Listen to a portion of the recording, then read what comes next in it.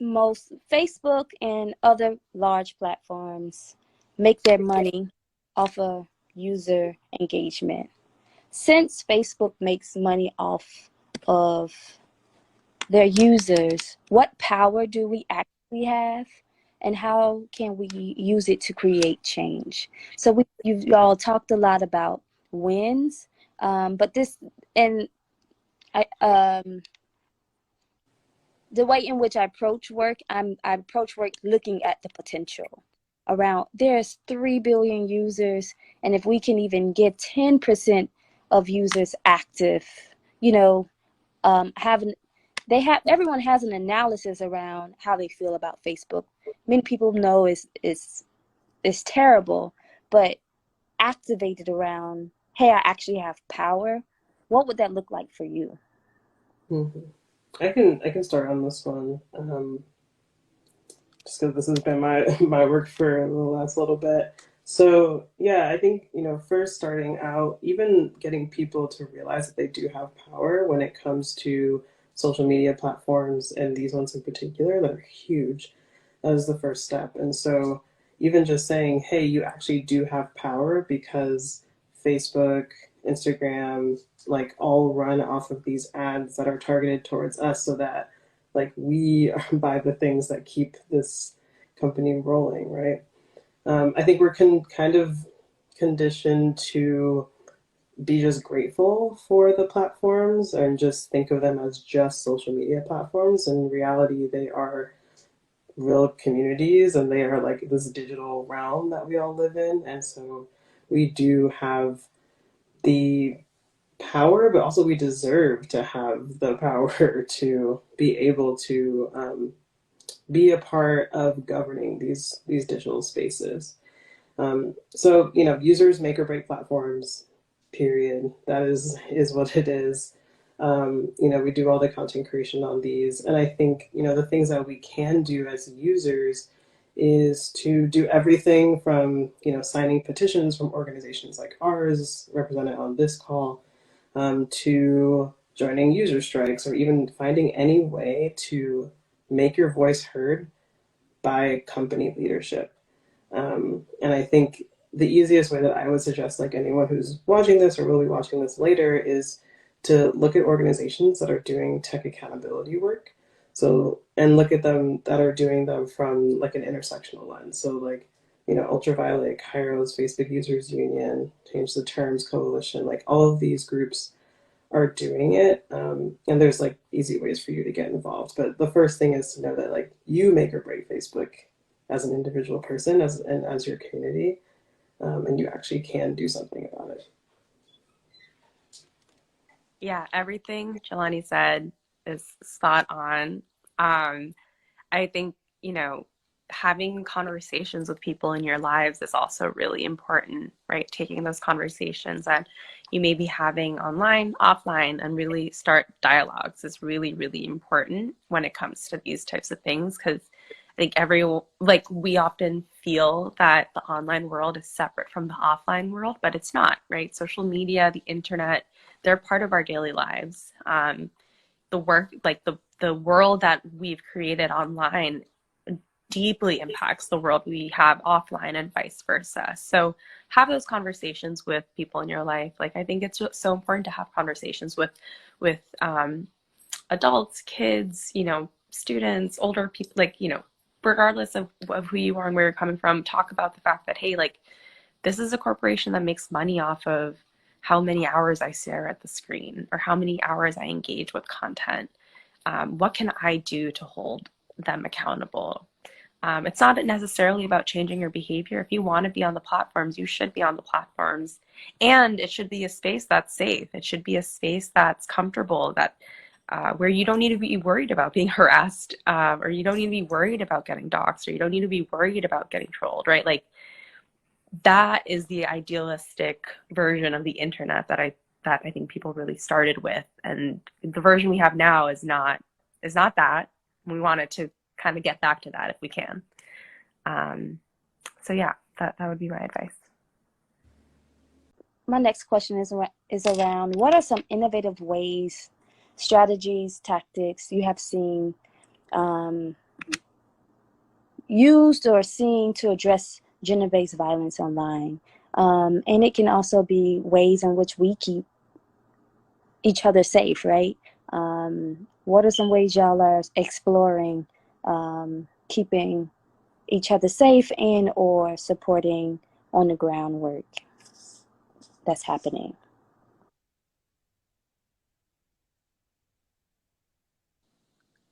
Yeah.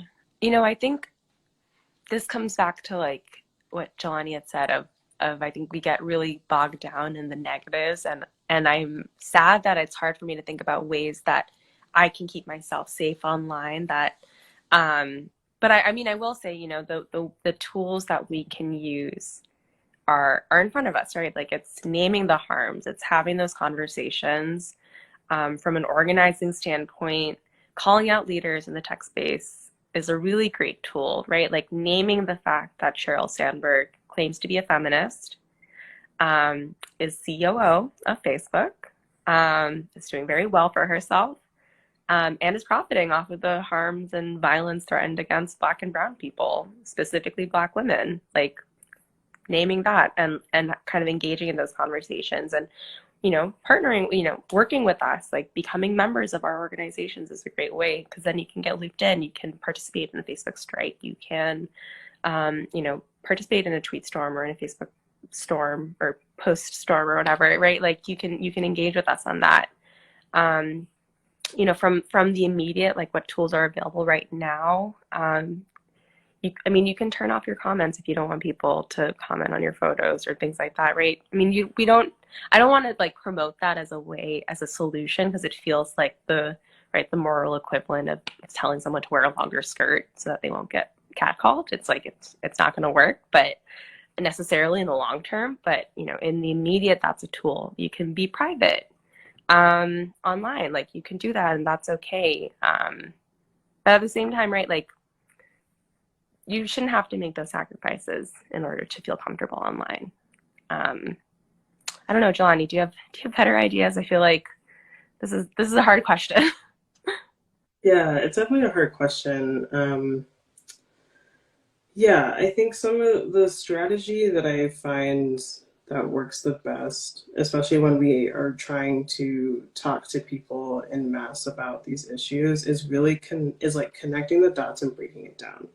And talking to folks in a way that just feels like I'm at a coffee shop and I'm talking to you. I think a lot of these, tech issues that we are like so concerned about still get very jargony. They still get very like in the weeds. And so finding ways to really like pull it out, make it human, really like break down the concept and the issue as a strategy for addressing any sort of like bad thing that's happening on these tech platforms, but especially ones like gender-based violence that can become really complicated. So I find that, and then I think, some of the work that has been really creative that I've seen, also comes from like UltraViolet. Y'all put out the Hey Cheryl video, which it still cracks me up to this day. But I think is like really powerful of like finding the targets that make the most sense for your organizing. And in this case with Meta, if we're talking about gender-based violence, it makes sense to target Sheryl Sandberg. And really like speak to her as like, hey, you like are leadership here, and you also are kind of like representing women here, and so like what are you going to do to protect folks? And then I think there's a lot of like a kind of like a side thing. There's a lot of like digital security stuff that folks can do on their own platforms and their internet presence that can help on a like individual everyday level. But as far as like systems change, we just keep working at it, and we keep trying to explain to people what's going on in a way that brings them in and activates them. And the one thing I would also add is like learn how to discern what disinfo is and looks like. Like it's really hard to, especially the way in which like bad actors will create disinformation graphics and stuff. Now it's especially hard, or like articles. but take the time to really, you know, read something and figure it out. Like, see if it is disinformation and see if it is like targeting for you to like walk away with this very specific ideology or perspective. And read trusted news sources, right? Like read sources that can be trusted, and aren't necessarily, don't have an agenda behind them necessarily, I think is a good tool. How would a world with gender justice, gender liberation, online, offline, look like, feel like, be like? What would our tech platforms look like? How will we engage? Our engagement online look like? I just want to throw that out before we end.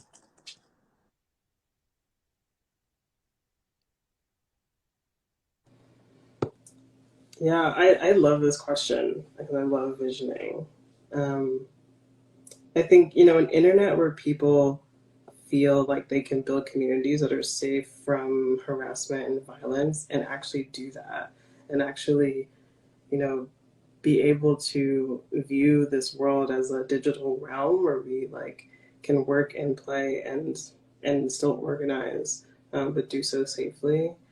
I see it as policies that are protecting women and people of color and LGBT folks that ultimately then protect everyone. And I think, you know, I like the like what it feels like when it moves like, and every time I envision it, I'm like, it's rainbows. It's rainbows and it's like sunshine, and that is what this internet looks like, where like everyone is actually thriving and able to be here and feel good about it. But yeah, what about you, Jay? Yeah, everything you said, it is rainbows, it's sparkly, they're unicorns, it's great. Yeah, it's a place where, you know, you're not afraid about the information you're engaging with. You know, regardless of the languages you speak, regardless of where you are in the world, it's somewhere, it's a version of the internet where you can engage with it safely, comfortably, like with excitement, and not fear. Um, and I'm also thinking about like the workers, like, right, like the people who make these platforms possible. Like, they should also feel that comfort and that safety and that security. Particularly like content moderators who have to look at all this like horrible, disgusting stuff and have to decide if it should be removed or not, right? Um, like we also need a version of the internet where the workers on these platforms are guaranteed their worker rights, can unionize, have benefits, have access to healthcare and mental health care. So yeah, I'm imagining that. I want that because I think that'll ensure that, or help to at least move us towards a world where gender justice is a reality online and offline, and where like gender-based violence online is seen as weird and seen as not appropriate and shouldn't be there. Yeah.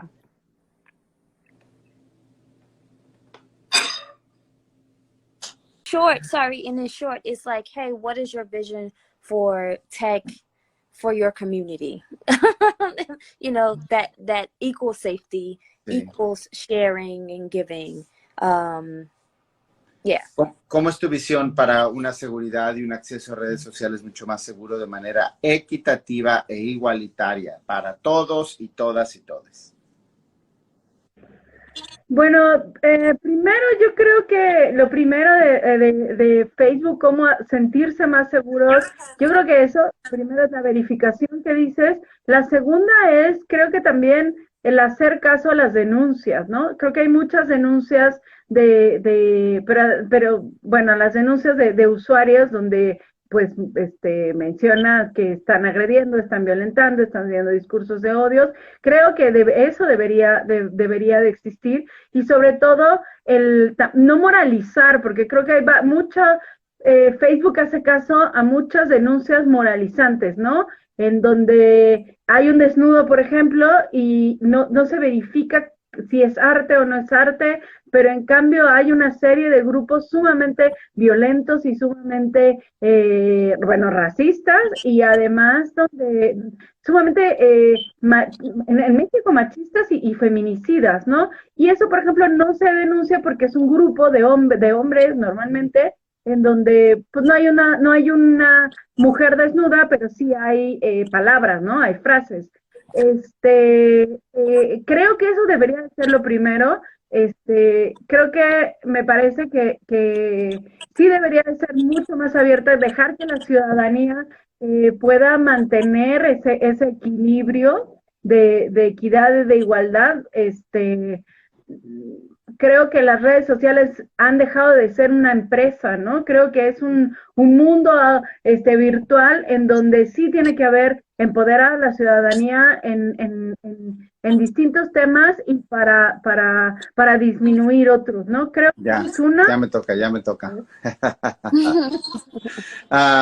So first, well, I want to say obviously verification, second verification, all verification measures would be important. Number two would be Facebook being better at filtering and canceling hate in all its forms within social media. We've seen that Facebook, at least in Mexico, is very good at closing pages under like a moral scrutiny. You know, if there's nudity, they would immediately cancel. But then, even if it's artistic nudity or other forms, but if there is other forms of horrible violence, racism against women in words, those nobody does. Like Facebook doesn't do anything against that. It's not doing enough.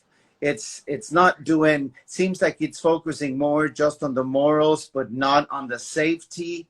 And there's a bunch of groups on Facebook, for example, that are made by men who are promoting hate against women in all forms, but they don't post pictures, so they are not being canceled, but they promote horrible hate with words, and nobody it's looking at them. Y la segunda cosa, creo que para sentirse más seguros en Facebook, creo y que haya menos riesgo de violencia, creo que también hay o sea, tiene que ser regular el lenguaje. Creo que tiene que haber entre más se hable del tema, entre más se hable de la democratización de las redes o de la inclusión o de la forma en que se pueden respetar los derechos de los demás, creo que eso hace que se abra una agenda de discusión y que a través de las redes le llegue a toda la gente, ¿no? Yo veo, por ejemplo, el caso de mis tías, señoras grandes conservadoras, que no hablan ciertos temas y de repente los encuentran en Facebook y comienzan a hablarlos. Creo que esa es una forma de seguir impulsando ciertas posts y ciertas historias que promuevan los derechos y promuevan la inclusión y la justicia y la no discriminación. Ahora, bueno, a ver si... Second will be promoting comments and publications and content in general that promotes human rights, respect for diversity, pushing conversations around it. We've seen that when content like this, it's being pushed across Facebook, we see people who have been traditionally ignorant or conservative start to be more open to have conversations when they have access to fact-based information, to content that promotes rights, that is based on respect and facts. Y bueno, y lo último es que sí es muy difícil. Hay una violencia que no se puede prevenir, creo que desde las redes, que es la violencia estructural, y en este caso los periodistas. Si no acaba la impunidad y pues la complicidad que existe entre el crimen organizado y niveles de gobierno, no se van a dejar de asesinar periodistas y no se van a dejar de agredir. Y creo que las redes sociales, estructuralmente, creo que es difícil que puedan evitar esto. Sin embargo, creo que hay una ciudadanía organizada que visibiliza y fortalece todas las organizaciones y discursos de promoción de derechos y de protección a periodistas, defensores y personas en general. So, lastly, I think that everything we do to try to push social media platforms to promote peace, it's not going to be enough as long as there's a link, there's impunity, and the link between criminal organizations and government agencies continues. So we need to continue fighting offline, fighting to change this deadly link, and also as civil society, we need to continue promoting human rights inside and outside of the internet. A ver, última cosa. Creo que hay algo que les duele mucho al crimen organizado a través del gobierno, de los gobiernos, sobre todo locales, bueno, todos. Creo que lo que más les duele es un escándalo social, un escándalo en redes. Creo que por eso las redes sociales también hacen que conozcamos esta clase de agresiones y eso les duele mucho. Por eso agreden, por eso asesinan, pero también por eso recapitulan lo que están haciendo y muchas veces tienen que parar a sus agresiones o tienen que enfrentarse a la justicia. Pero eso creo que eso es una respuesta a la organización ciudadana en las redes sociales. Governments can be scared, fear organized users. Fear when people speak with one voice on social media, campaigns that have proven to be, popular, have really created chaos within the government, and sometimes have been able to stop harmful policies and organizations we have to figure out ways to protect each other, to hear each other, to see the connections. And figure out ways that we can support each other. Correct. I just want to add, Brittany, yes. I know that we are about to finish, but I just want to say the amount of lies and fake news and content that we've seen in Latin America has no comparison with what we see in the US. Mm-hmm. There's a huge difference. Facebook runs with a lot of impunity across Latin America, doing nothing, washing their hands, and knowing that there's bad content, that there's violence within their platforms, and not doing enough. We as US, as people in the US, need to continue pushing for responsibility, not only in the US, but all across the world. Facebook needs to be accountable to all users, irregardless of the country, race, color, and ethnicity. They are promoting a system and a business model that hurts people of color, that hurts people in Latin America, in the global South, and we need to fight. I know that there is a movement, an important civic movement in the US to try to hold Facebook accountable, but there is still a long way to go to make sure that those successes spread out throughout Latin America. Just like many years ago, when we believed that Facebook was going to be a useful tool in the US, when we saw governments coming down, when we saw people organizing, now we need to create that wave, but against hate and fake news in Facebook. We need to hold them accountable, not only for what they do in our community, but what they're doing to other communities, particularly those communities of color in the South who've always been oppressed and the subject of evil business practices like what Facebook does. And that model of profits over everything else is truly the culprit of that. And so, as people ourselves, like, we really need to think about what kind of power we have, because we, at the end of the day, are the product that they're selling. It's our data that they're trying to sell. And so, really, we do hold so much power in who we are, and the fact that we're able to kind of, if we work together, we can really work to hold them accountable. So that's what I have to say about that. And I'll just jump in and kind of build on that.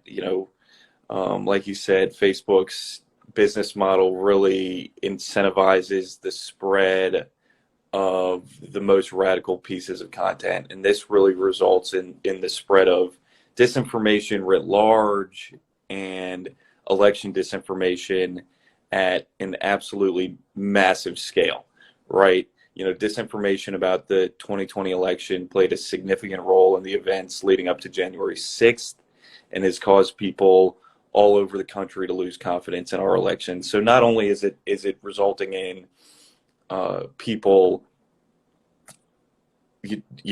developing more extreme positions, it's also resulting in people deciding to sit out the democratic process altogether. It's resulted in election workers receiving death threats, and this is making it harder for communities to recruit people for these positions, right? They don't want to get these emails. They don't want to put their families at risk.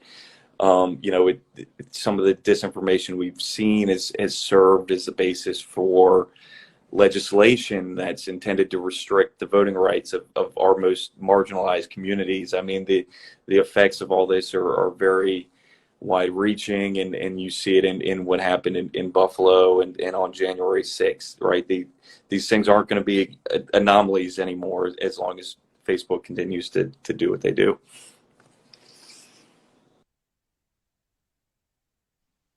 Oh, you're muted. Yes. Sorry about that. I'd like to bring in Christina from Some of Us. Christina is a campaign advisor for Some of Us and has coordinated SOU's risk briefing and shareholder resolutions for this year's Facebook annual meeting. Prior to joining SOU, Christina has been an activist for decades and worked in tech and politics before focusing for 20 years on corporate responsibility engagements with corporations. Christina, welcome.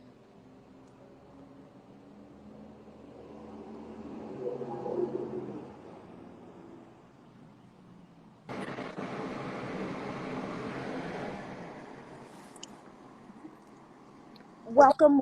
Thank you so much for joining. Hi, Brittany. We had a quick question that, first off, can you tell us a little bit about the work that you do with Some of Us? I read a little bit, but what are you focused on? What is interesting you in the moment?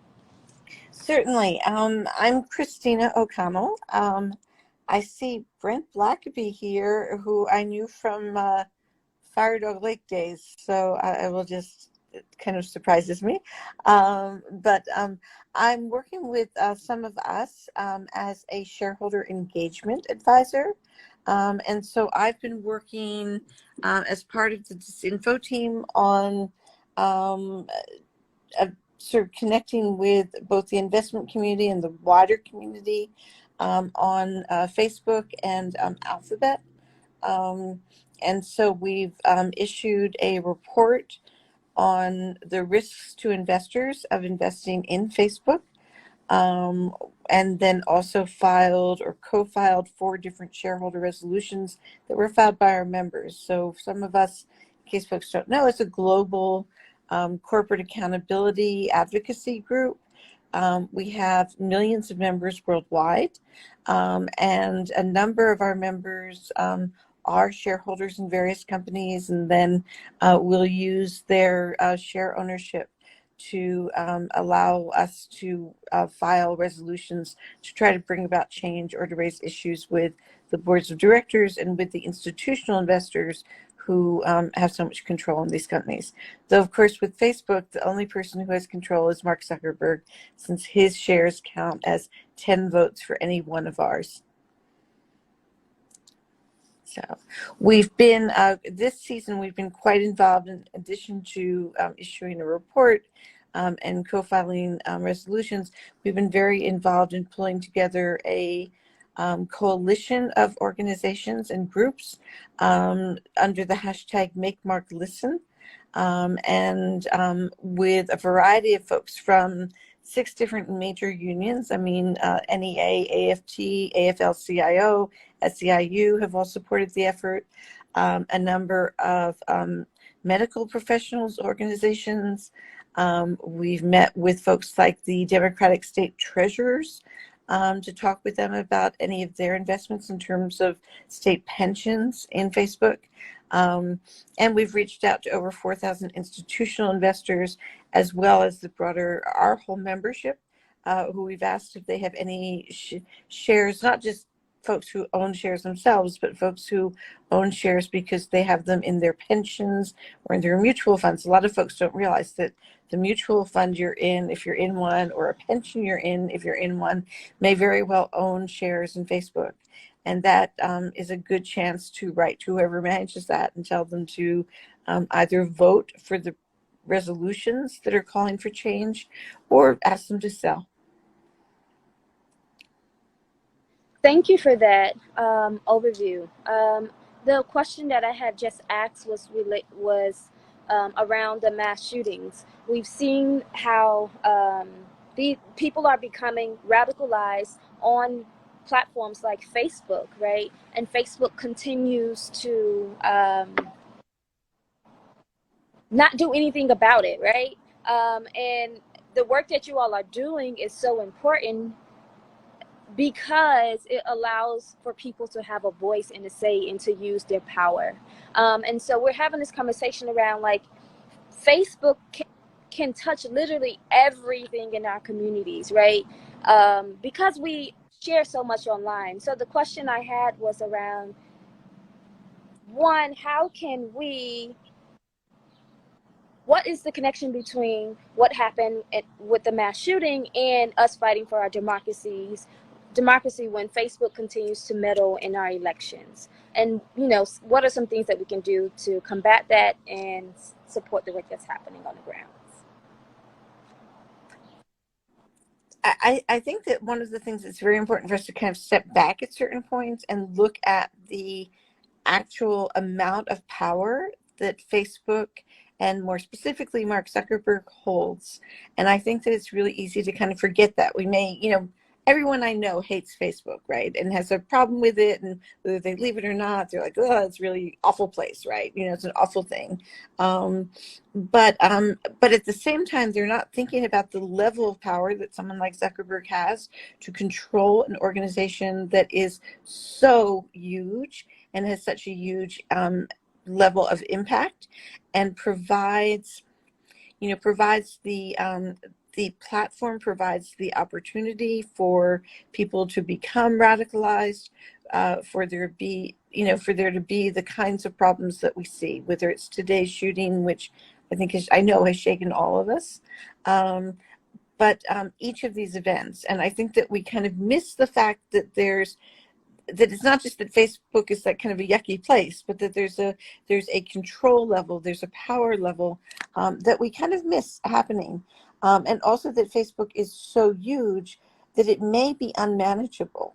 So it may be that not just is it Zuckerberg is a bad manager, but it may be impossible for anyone to manage an organization or company that's operating as a media platform in 150 countries, in more than that languages, without even.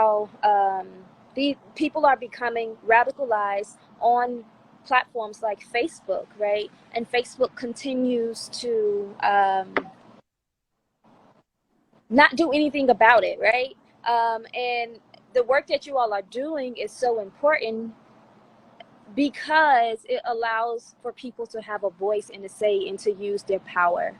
And so we're having this conversation around like Facebook can touch literally everything in our communities, right? Because we share so much online. So the question I had was around, one,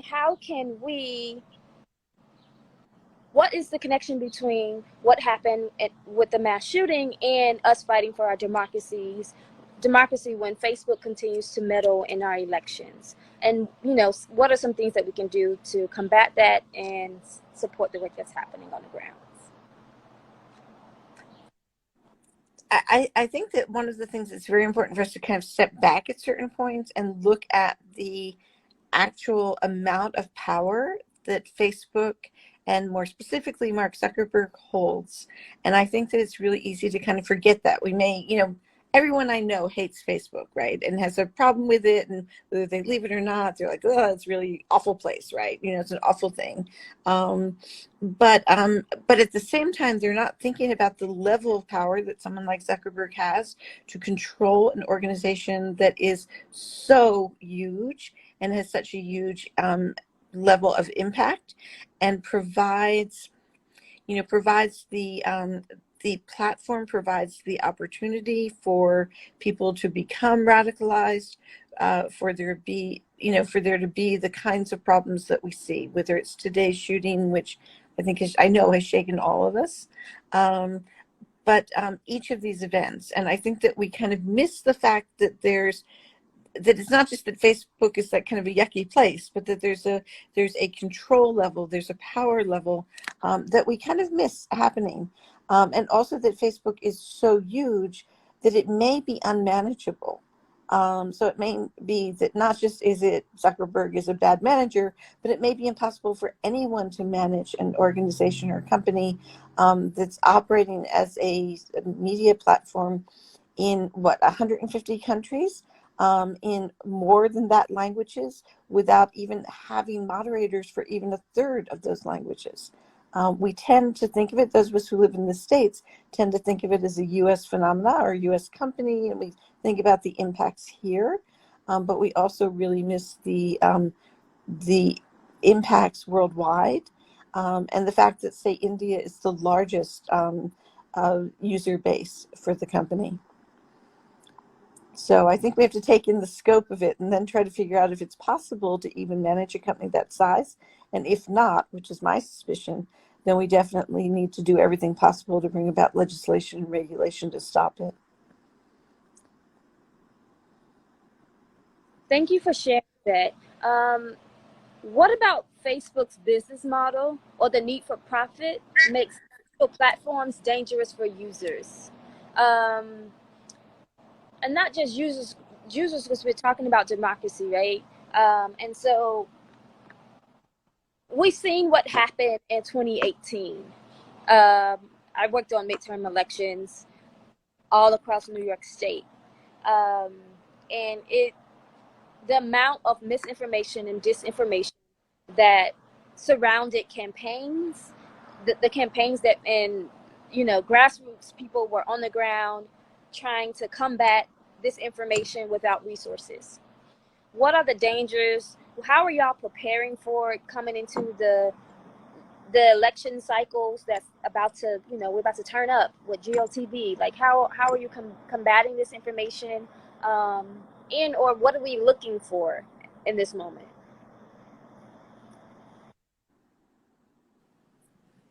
I think it's extremely difficult, and it's kind of back to what I said at the beginning about how the for-profit model obviously incentivizes profits over everything else, including, human lives. And so it's just like profits above all else. And so that could mean profits above democracy, profits above, the environment, everything. Like it just kind of adds up. And so, the real threat a lot of times, and I think a lot of people who work on campaigns, they know that the profit model is designed to, push up hate speech.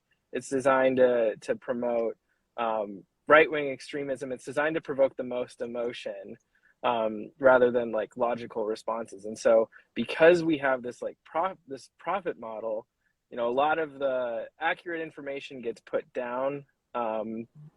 pushed down in people's feeds, and then inaccurate information kind of gets promoted above that. And so, I think the real thing that every organization that I've talked to as part of Democracy Summer is just that we have a lot of work ahead of us, like in terms of getting the right information out. And it requires old school, like door-to-door interactions with folks, because, we know that companies like Facebook and other places will not show our stuff like most of the time. Like, we can't run ads as easily. And it's interesting too, because I think it's such a funny thing that people on kind of the right-wing side argue that like they're being censored, but it's the opposite, because it's us who get like the most censored on things. It's almost impossible to run an ad on like any like issue if it is not far right at this point. That could be due to a lot of reasons. It could be due to just like they are over course correcting, or it's probably, I think the likely thing is that it's due to they know like which emotions generate more engagement. And so they deliberately push content up that triggers those emotions. So got a lot of work cut out for us. And I think, it's important to hold them accountable, and also just to hold people in our communities accountable for pushing these ideas as well. I also think it's important to talk about Facebook's policies, right?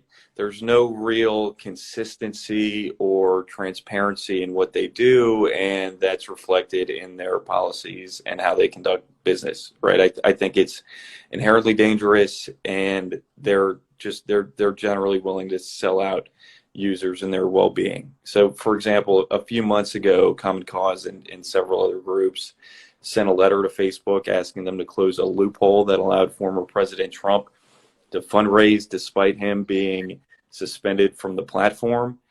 And so this kind of tells me that they've got no problem telling the general public one thing and doing another, right? They're not transparent about how their algorithms work. They're not transparent about who's buying political advertisements, and that's something that really needs to change.